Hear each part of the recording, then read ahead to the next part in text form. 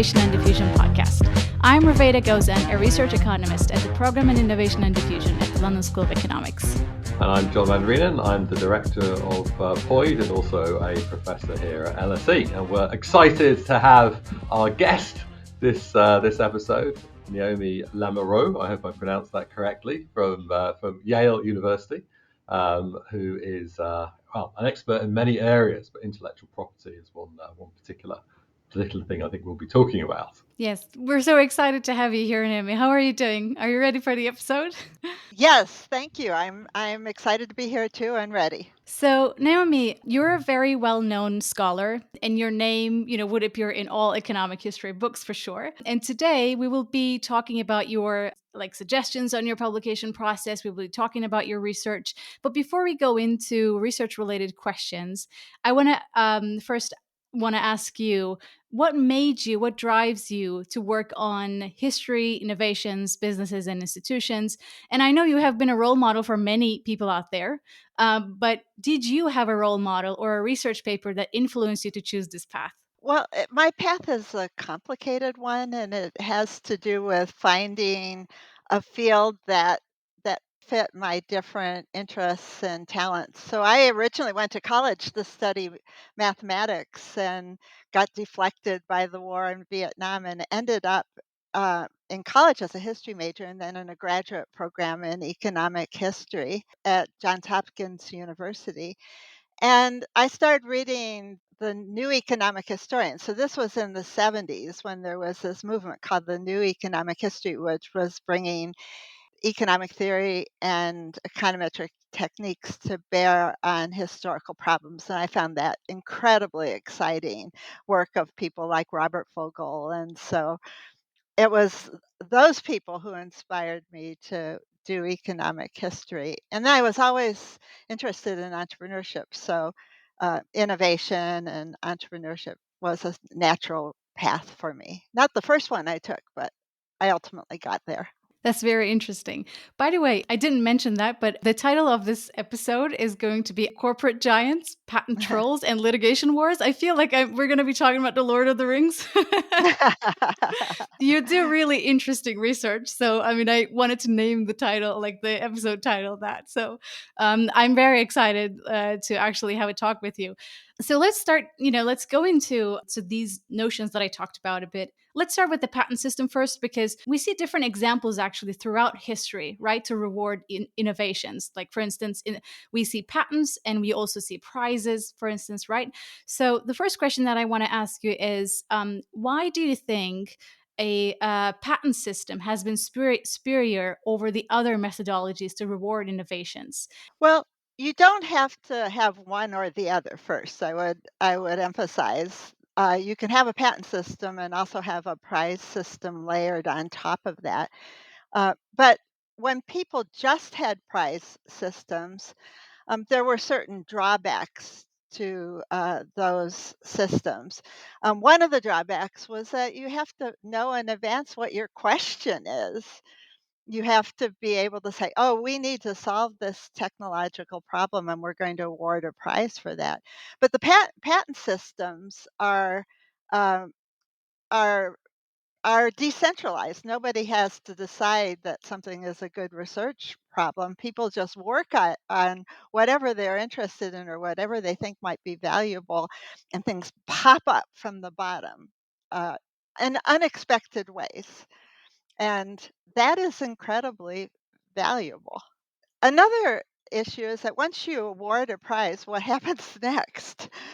Everyone has access to that technology, um, and it may be that the people who initially developed it have a leg up in the sense that they've got a good housekeeping seal of approval stamped on them saying that they have come up with this really terrific idea.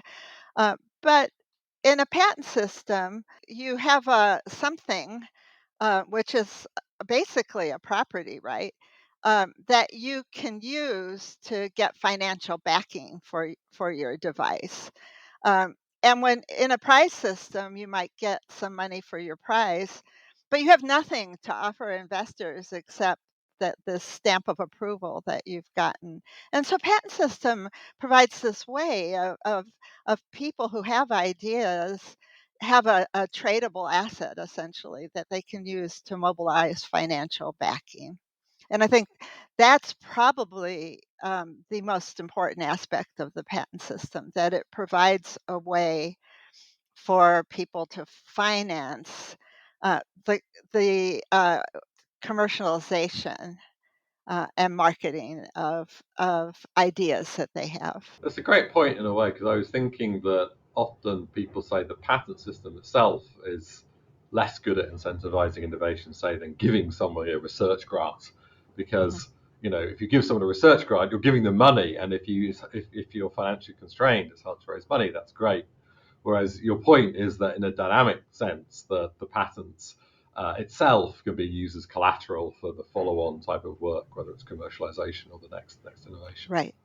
And one of the things that we discovered when we started collecting data on this is that over time in the U.S., most patents are sold by the time they're actually issued, which means that in some cases those are people who are working for firms that then have a contractual obligation to assign the patent to the firm by the time it's issued.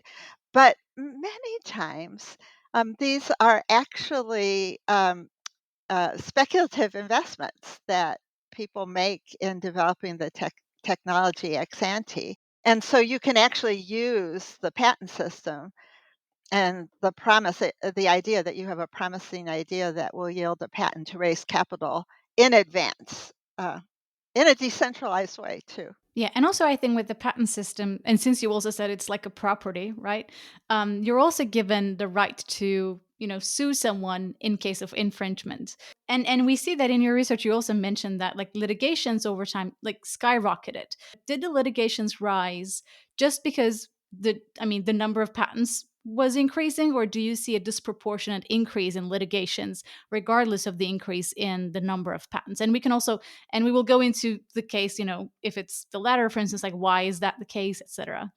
What do Right. you think about this? Mhm. Well, so litigation has gone up and down, both relative to the number of patents in force over the course of US history. So people usually, you need a standard to say whether anything is big or not, or whether it's rising or not. And so the standard that people usually use is the number of lawsuits relative to the number of patents that are in force. And in recent years, those have gone up. They also went up in the 19th century, in the middle of the 19th century, and then they came down at the end of the 19th century into the 20th century. And it turns out there's really interesting work by Chris Beecham, who is a law professor at Brooklyn College, and he has shown that the amount of litigation is enormous in the middle of the 19th century relative to uh, that is relative to the number of patents in force is enormous relative to the present using the same standard. People worry a lot about litigation, and it's, I think, an open question whether we should be as concerned about the amount of litigation as we are. That period when litigation was high, dwarfing the amount of litigation today relative to the number of patents in force, was, an incredibly dynamic period in American history. This is the end of the first industrial revolution, the beginning of the second industrial revolution, when you have all kinds of new technologies and chemicals and iron and steel, electricity, and optics, many other areas. And and there's a lot of litigation, but it's still incredibly dynamic. And then the interesting thing is that the amount of litigation then declines fairly dramatically, which suggests that there are processes at work that resolve these issues over time. And And then the question becomes, is litigation a problem or not? And I think that's really a difficult issue. There's more litigation when there are more small people coming up with new technological ideas. Um, so there's more litigation recently when we have a lot of technological development by small firms, and there's a lot of litigation in late 19th century when we have a lot of small people, independent inventors in the market. And litigation is lowest in the heyday of large industrial research laboratories. So you have to think about the amount of litigation as part of a sort of an innovation system where innovation is conducted differently in these different environments. And you have to look at those entire environments to begin to make decisions about what is best for society or what is best for the pace of technological change. I think, yeah, you said really important things. And I think we're going to come to the small people part in a few questions. So, I mean, you also mentioned the notion of like patent trolls, right? You give an example, patent trolls. What is a patent troll? Let's start with that. And do we see that, maybe the rise of corporations at the end of the 19th century, 20th century? Do you think that, those corporations played a role in the, trolling environment? A patent troll is well, that word is a relatively recent invention, but there were such things in the 19th century. They were called sharks. They called them sharks then, patent sharks. Hmm. Hmm. But the idea is basically the same. That is, an individual or an entity buys up patents with the idea of enforcing them and making a profit from that.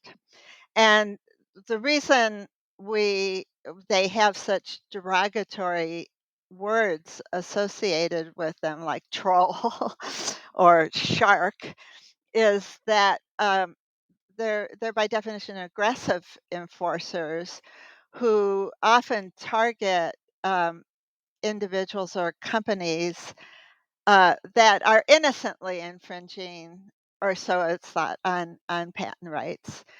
So in the late 19th century, there were all these wars, for example, wars is maybe the wrong word, but all this conflict over barbed wire, and farmers were buying barbed wire, and there were patents on various kinds of barbed wire, and there were all kinds of companies infringing on those patents and selling barbed wire. And one strategy that patent holders used to compete in that environment was to go after the end user and sue all these farmers that are buying barbed wire that was an infringing product. And so that created a lot of bad feeling. There were other similar agricultural inventions, various kinds of well pumping apparatuses that had these same kinds of enforcement associated with them, and so there was a terrible outcry about this, and effort to reform the patent system. One of the things that happened in that is that the outcry turns out to have been enough to put a stop to a lot of this behavior, because the people who were enforcing patents in this way were more worried about what what that outcry was going to yield in terms of changes to the patent system than they were about infringers, and so they back off. The problem just disappeared just by people yelling a lot about it. Recently, we've had Hmm. similar things. Steve Haber and I recently edited a book called The Battle Over Patents, and I think the important thing to realize whenever people are making charges and counter charges about the patent system is that they're all interested parties. And so you can't really take complaints about the operation of the patent system at face value. For example, one of the people who yelled a lot about trolls was someone who had been, I believe, the vice president for research at IBM. And IBM actually was a big, nasty patent Shark? enforcer. One of the And sharks. so, yeah, yeah. So there's that. And there's also the problem that when you have companies and small investors in operating together in the patent system, small people are often outgunned legally by um, by the legal departments of large businesses. And so one thing that happens is small firms have sometimes turned over their intellectual property to these companies, which are called trolls. But they're there because there's under enforcement of the patents of these small entities, um, and they need help, and these trolls are there to provide help. So I met a guy in Silicon Valley who was a serial entrepreneur and had developed and had patented a business innovation which he developed in his own business. So he had this patent for, I can't remember what it was, but for some kind of procedure that businesses used. And then he had a small business where he used his own intellectual property and provided services to businesses. And he had a big client, and one day the client says, "Well, we're going to stop using your service." And he said, "Well, what are you going to do?" He says, "Well, we're just going to do it ourselves." And he says, but I have a patent for this. You can't do that." And they said, "Try us, sue us." And so Power he the imbalance. yeah, and so the way he tells the story is the next day, I don't believe it was really the next day, but the next day he went to Intellectual Ventures, which is a company which is considered a troll by many. He entered into a contract with them, and they enforced his patent for him. And he said not only that, but they also helped him develop his innovation and get some additional patents. So it's not clear that they're just for performing a parasitical role. I think we need a lot more understanding of what they do and when they're doing something damaging. Just the mere existence of lawsuits or the growth of lawsuits is not evidence that things are going badly. Naomi, can I ask you just a factual question? Because these several decades, people have been pointing out, the dangers of trolls and everything else, and you pointed to the ambiguity of interpreting, which I think is right. You might be doing a lot of damage without using the litigation. It's like a nuclear weapon, Right, they could right. do a lot of things without having to use them.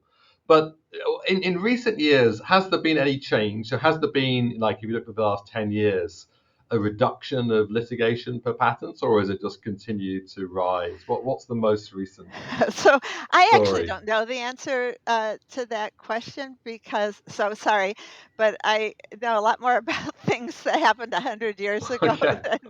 than in the last 10 years. But my sense is that the litigation environment has been changing in a variety of ways, and certainly when I talk to people in Silicon Valley, people who were in that business, patent assertion, we're just not buying as many patents as they had before. And part of it is that the Supreme Court decisions have weakened property rights for software patents in particular, and that was where a lot of the action was. But again, I don't know what the numbers are right now. And of course, the whole patent system has changed. After the American Invents Act, many things changed, and there's also a post-issue process now for challenging patents that may channel, which is not litigation, but may be, but is conflictual and may be absorbing a lot of that. But you I, need a recent specialist to talk about this. But I think, I mean, since we started talking about the problem of bigness a bit, I mean, we talked about recent examples. I want to dig that a bit deeper because you also worked on, the great merger movement, and you, in your research, like you mentioned the Standard Oil company a lot. Those big companies did not start as like the biggest companies, right? So they had strategies, they had maybe innovations. So, can you tell us a bit about the Standard Oil and the rise of corporations in the late 19th century, like after the or during the Second Industrial Revolution? I mean, did that happen through innovation, or did that happen through killer acquisitions or strategic acquisitions, or both? Both.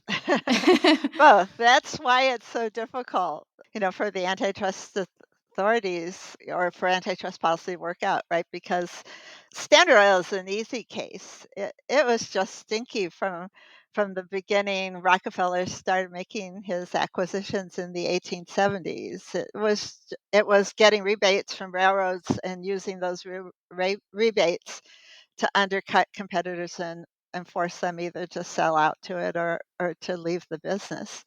So, but there are lots of other firms that grew large because they were innovative.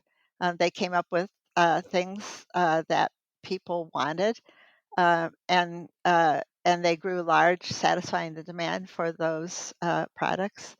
And just because they were innovative to start doesn't mean that they don't turn to stinky tactics once they're large.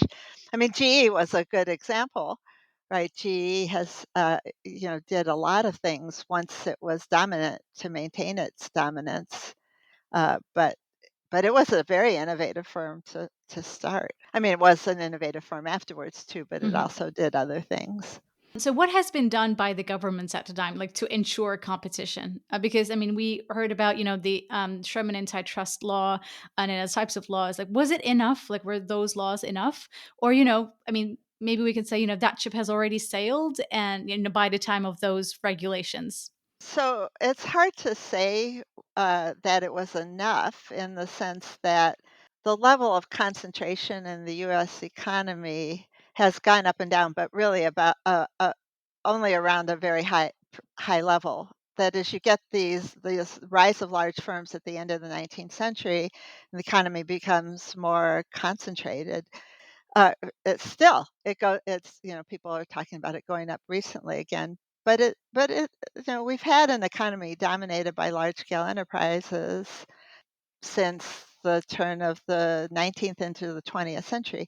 But that doesn't mean that this is an economy which is not competitive. And so around, there's in most periods there has been an enormous amount of space for small innovative firms to emerge and prosper, maybe grow big or maybe get bought out, but but that but they still keep coming and dominating and developing new technologies. My sense is that the weakest period for that dynamism was the period from after the Second World War through the 1970s. That was a period, but that's a very odd period in American history.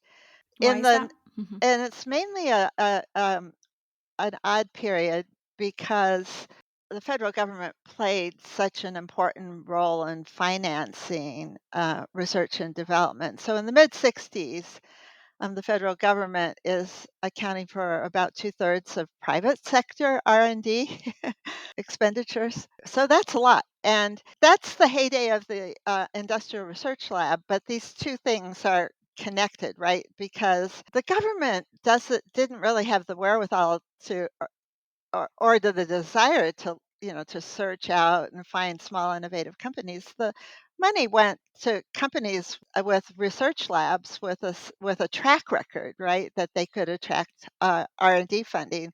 And so you see companies essentially building up R&D labs in that period of time because that was the way you attracted this. That was the way you could get these contracts, this government sponsored R&D.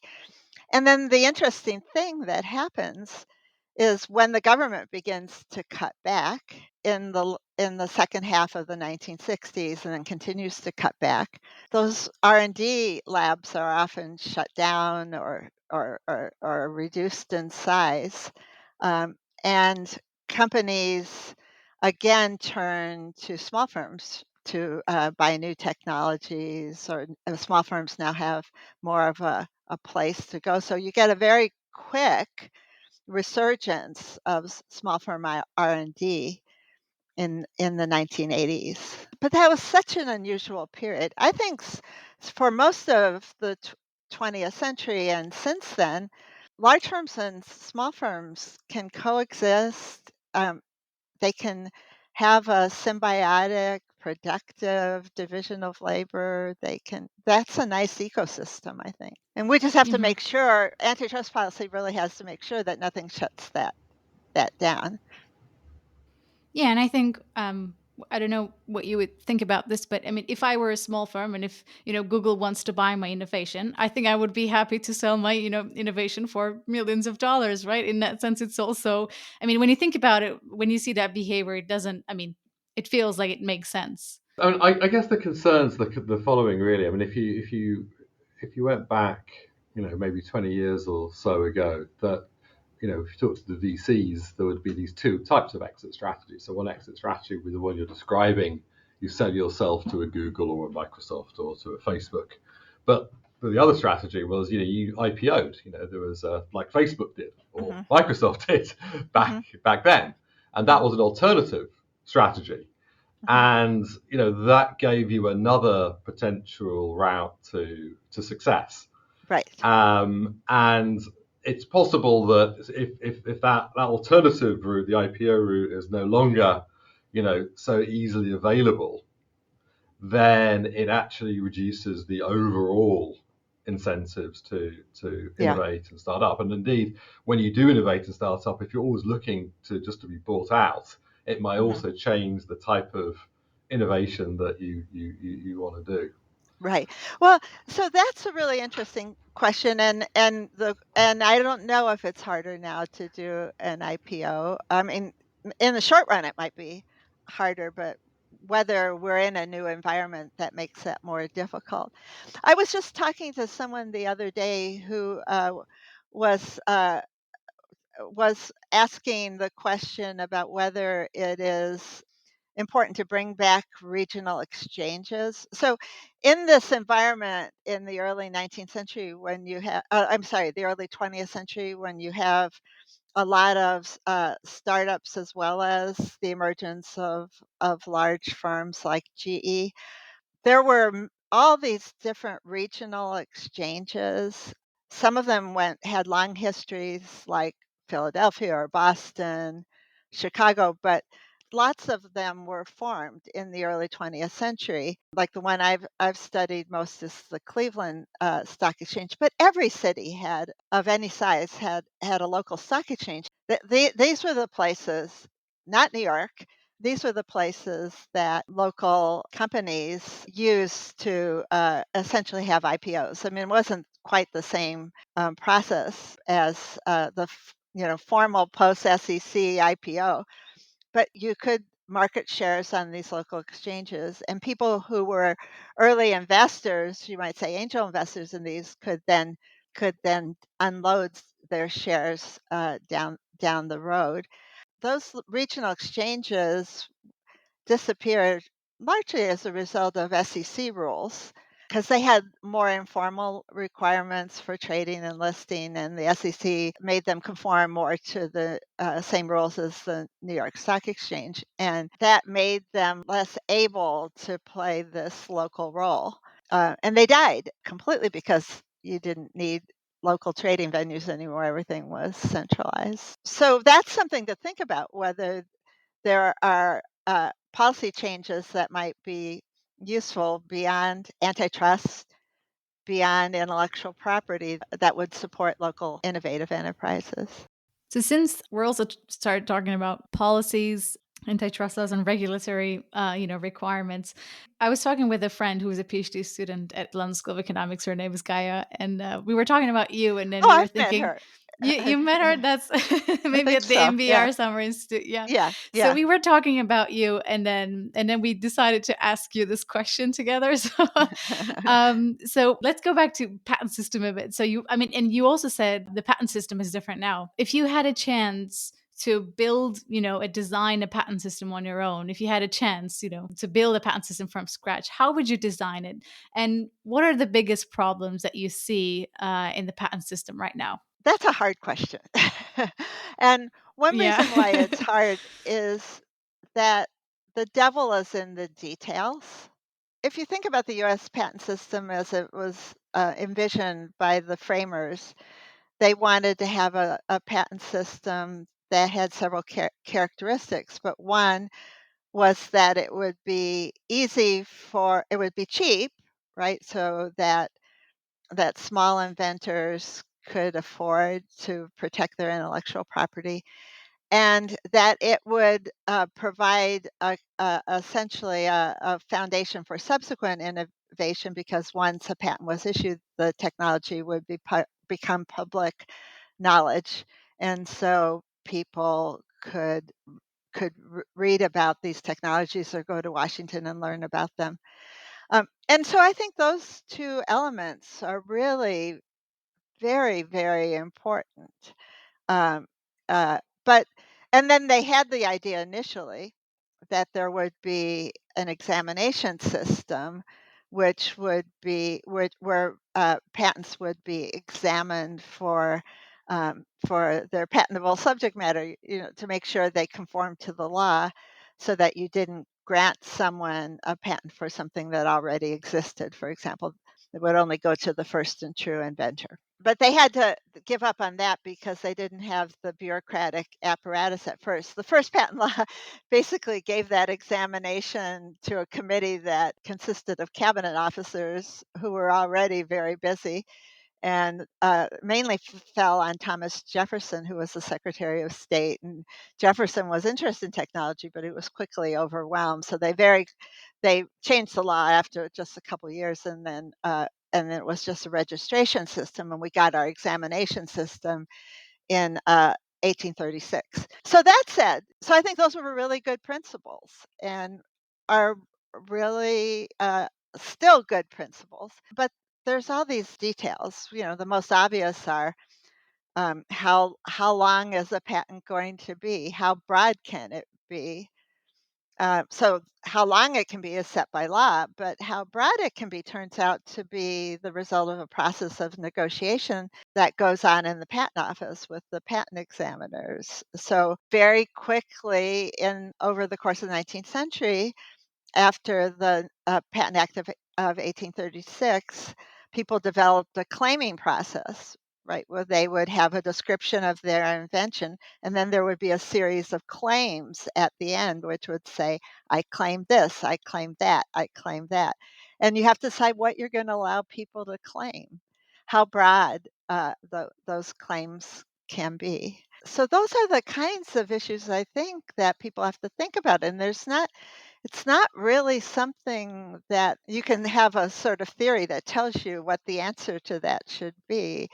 It's a process that you have to that the people involved in have to feel their way towards, in an environment where there's all kinds of political and other pressures on them. I'm involved in a new project right now on patents. Even though I did a lot of work on patents over time, never paid any attention to what was going on in the patent office itself. And I have a new project with a colleague here at the University of Michigan Law School, Becky Eisenberg. She's an intellectual property specialist who's never done history, but now we're doing history together, and we're looking at something called patent interference. So this is when the patent office, there's it's a more complicated story that I'm going to give to you, but the patent office is about ready to issue patents, and they do this final check, and they check to see whether a patent that they're about to issue is in conflict with any other patent application or with a recently issued patent. And if it is, then those patents are in interference, and it's an in-house but conflictual proceeding about who has the property rights to that invention. And it turns out they're doing this on a claim by claim basis. It's not the whole patent. And what the patent office seems to be doing, and we've collected a lot of data and are trying to sort this out, but what they seem to be doing is they seem to be catching things before patents are issued. It's kind of like a cop making sure that cars stay in their lanes and they don't conflict. And they are awarding the lanes according to who was the first and true inventor, who was the first to come up with this particular Mhm. part of this invention. And so it's possible that that system reduced tremendously litigation in the patent system by ensuring that these patents, sometimes in very dense in areas where there's a lot of patenting, right? That these patents, when they issue, don't bump into each other. They don't crash, right? Hmm. Well, that's very Yeah. interesting. But I had no idea that this was even a possible function of the patent office until we started digging into these materials. By the way, no one has ever looked at this stuff. There are like 10,000 boxes, even more, at the National Really? Archives. They don't Wow. even know how many of these things there were historically. We know for a few years only. But it probably involves about 2% of issued patents. So then we're Yeah. looking forward to your new paper and potentially maybe So a book. yeah, no, so we're really looking forward to this too. It's very exciting to, just find this gold mine of stuff. And it's kind of a Cozian thing where a property right is awarded and then there's bargaining over that.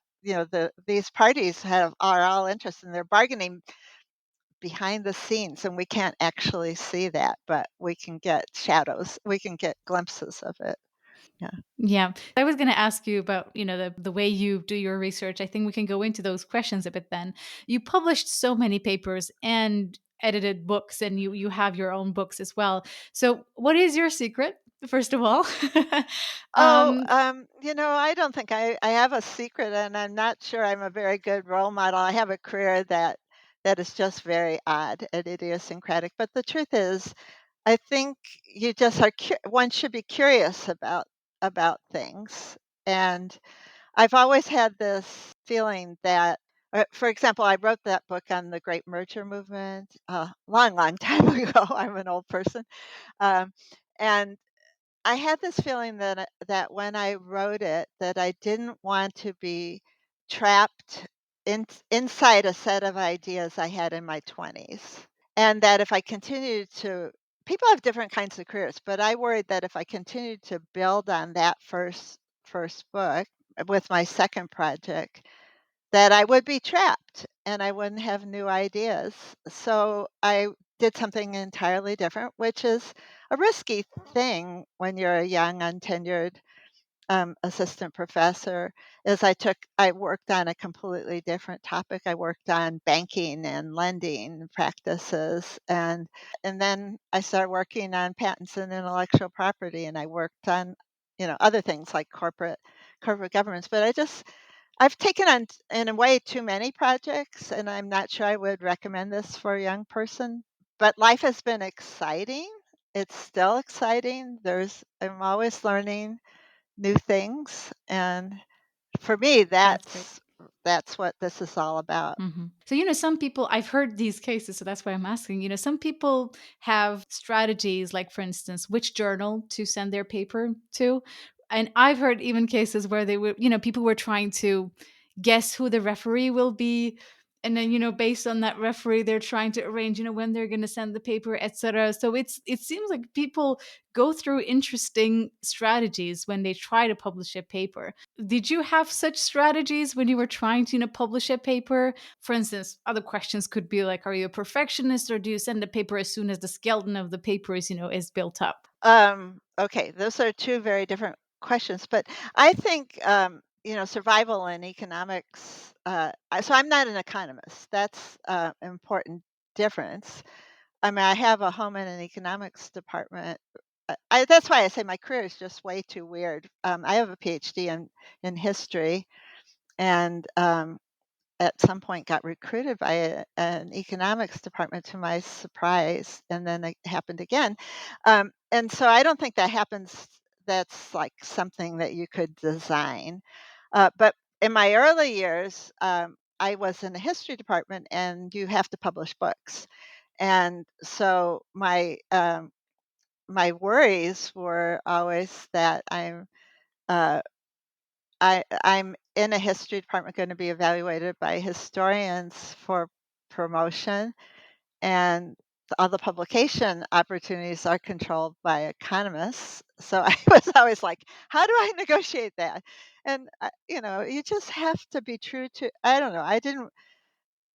You just have to follow like a path of of research integrity wherever it leads you, and let things happen. But today in economics, it's really so different and so hard where you have to have, many places, you have to have publications, a certain number in the top 5 Hmm. journals, and then you have that strategy is much more important for young economists than it ever was for me. How about you, John? What do you think about the publication process and whether you have any strategies?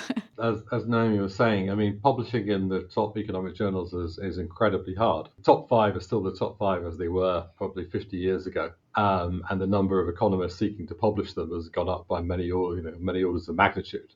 So it's much, much, much harder to get published. I think the key thing is that there is a high premium on innovation in publishing in those top journals. So if you want to be published in those journals, you have to think of something which is new. It can't just be an incremental improvement on what's already been published, say the same methodology in a new country or a new data set or changing a parameter. That will get you published, but it won't get you published in a top journal. So there is a real premium for originality, and editors and referees will cut you more slack if the paper is not so perfectly executed. If it's really ingenious and has a new way of thinking about things or a new design to tease out a causal impact of, say, the intellectual property system on innovation or productivity or something. So I suppose that's the first thing to really bear in mind. The second thing I think is that the process of typically getting a paper in is that you have to have it battle hardened. So you have a paper and you have to present it in many places and discuss it with many people who will harshly criticize it and kick it around and make you feel quite depressed about it sometimes. But that's an important part of the process because you'll learn from that where the weaknesses, where the flaws are, how to improve it, how to strengthen it.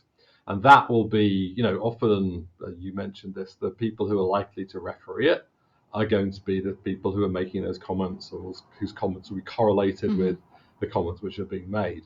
So that is the process, and not always, but typically it is. So you have to keep on, and you should, for everybody, including myself, the average response from a journal when you submit it is reject. So most, vast majority of people, everybody, probably including, Definitely gets a the top rejection. people, gets the rejection. We expect the rejection, and then we keep, we kind of refine the paper and keep on going. So I think that's just around. I mean, like narrowly, when you're submitting a paper to a journal, it's good practice to think about who the editor, who's going to edit the paper. Are they someone who's in the field? If there's nobody on the board who is likely to be at all interested in what you're doing, then it's going to be harder to get True. interest in that paper. So Yeah. just common sense things like that are a good thing to do. How about, I mean, have you ever had that before? Like people complain and sometimes they can be discouraged, if there is a mean or disrespectful comment by one of the referees. Have you ever had such comments on your paper? If you had, what were your reactions or methods to kind of deal with those? I mean, I say, have you ever not had those comments? I don't think I've ever not had those type of comments. Really? So you just have to grow. You have to have a thick skin because you're going to get them, and people shouldn't write referee reports like that, but because they are anonymous and because there are embittered people out there, you're gonna Yeah, get that. I mean, hopefully the profession is getting better on that. I don't know whether that's worse in the general. economics than it is in other fields. I don't know. Maybe historians are probably nicer people than economists are. But I think probably historians are more polite than economists on average, but you just have to have a thick skin in this business. My whole career, I'm always like in a place that's not my comfort zone, like in economics when I'm not an economist, or now I'm in law and I have no legal training, right? And I've always been terrified that at some point, like I'll be presenting something and someone will say, "You idiot, don't you even know?" But that kind of stuff rarely happens. But people will give pointed criticisms. And I think, that's good. And economists are more likely to do that than historians who are more namby-pamby. And I think it's really good to get that's how we do better work, people telling us what's wrong. Mm-hmm. And there's different styles of presenting. I love the economist style of being interrupted when you're presenting because nothing escapes sort of critical scrutiny. You're going through and every statement right is going to get if you make a slip, it might be Mm-hmm. provoke a comment, whereas historians are more likely to have presentations where you wait to the end and the kind of questions that people make are really general and contextual and you just don't get that line by line.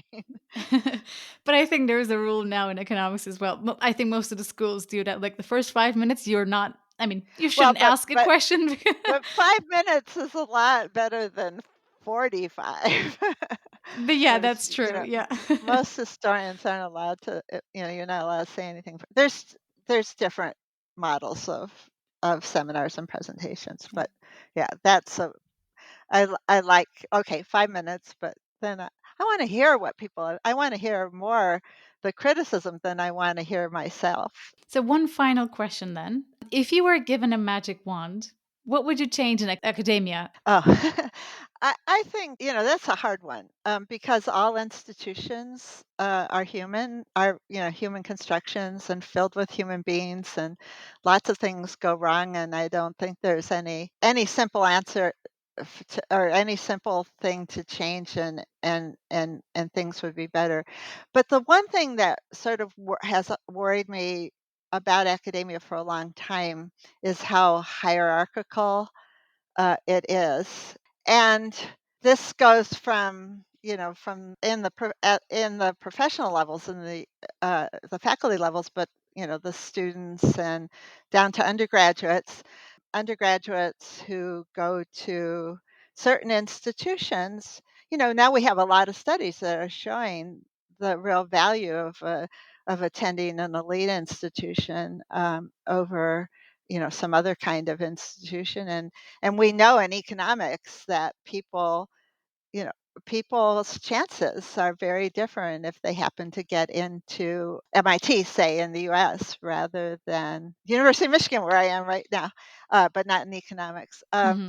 Having sat on graduate admissions committees in both economics and in history, there's a certain level in which, well, we know that this person is a potentially good candidate and this person isn't. But among the people we could admit, the people who are above a certain line, we really don't have any good ways of predicting that this is the person who's going to do it and not this person. They look identical. And so I guess if I were going to do anything, I would say above a certain level, we just make a random decision.